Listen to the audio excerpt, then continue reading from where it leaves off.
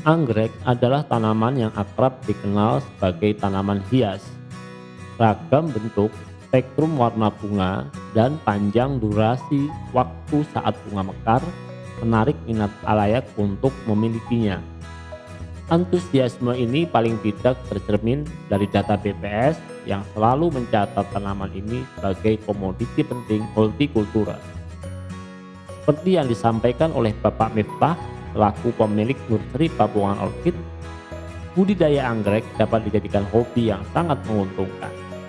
Usaha anggrek bagi saya kalau ditekuni insya Allah bisa memberikan keuntungan asalkan kita bisa mempertahankan produk, selalu update yang terbaru, bikin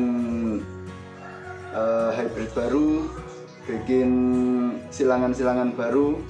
Pabuangan Orchid adalah nursery anggrek. Di tempat ini, kegiatan pemeliharaan anggrek yang meliputi aktivitas pembesaran, pembungaan, dan pemasaran anggrek menjadi agenda rutin yang telah berjalan selama 5 tahun, tepatnya sejak tahun 2015. Nama Pabuangan diambil dari nama dusun yang terletak di Desa Berjo, Kecamatan Ngargoyoso, Kabupaten Karanganyar, Jawa Tengah. Secara geografis, lokasi ini berada pada kawasan Gunung Lawu pada ketinggian antara 840 sampai 1540 di atas permukaan laut. Iklim pegunungan yang sejuk dengan kisaran suhu rata-rata 21 derajat Celcius di siang hari memberikan lingkungan yang sesuai untuk budidaya anggrek.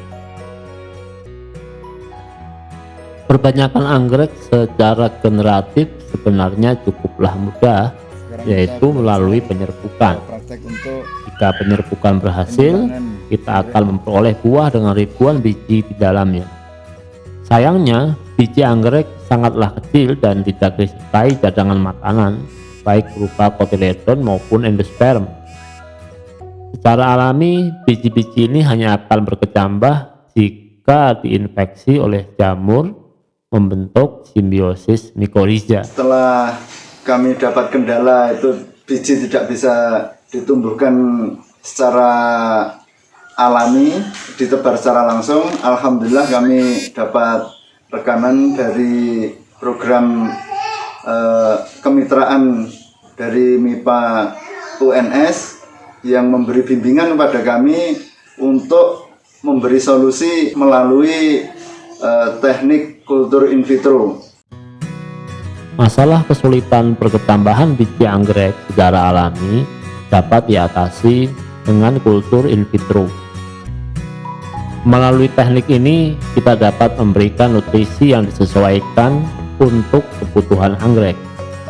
Misalkan, untuk perketambahan bijinya. Media kultur in vitro biasanya memiliki kandungan unsur hara, baik makro dan mikro, dan juga ditambahkan ke dalamnya gula dan hormon atau zat pengatur tumbuh. Jika media standar dan hormon dirasa membebani biaya produksi, kita dapat memanfaatkan kandungan nutrisi dan hormon alami yang terkandung dari sari-sari buah atau bagian lain dari tumbuhan. Semua bahan setelah dicampur dan diaduk hingga rata, kemudian dipanaskan dan ditambahkan agar sebagai pemadat pada media.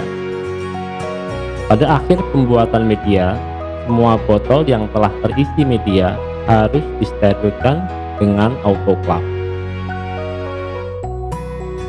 Ya, itu kami sangat berterima kasih sekali sama program kemitraan dari MIPA UNS yang akhirnya sampai detik ini kami alhamdulillah sudah bisa menabur, dan meskipun dari awal trial kami ada kegagalan seperti kontam di media, tapi alhamdulillah dari beberapa trial sudah semakin berkurang untuk kegagalannya. Demikian sekilas tentang pemanfaatan kultur in vitro dalam budidaya anggrek. Kita semua berharap Pabuangan Orchid dapat mandiri untuk penyediaan bibit dengan dukungan teknologi kultur in vitro. Bagaimana dengan Anda? Silahkan mencoba.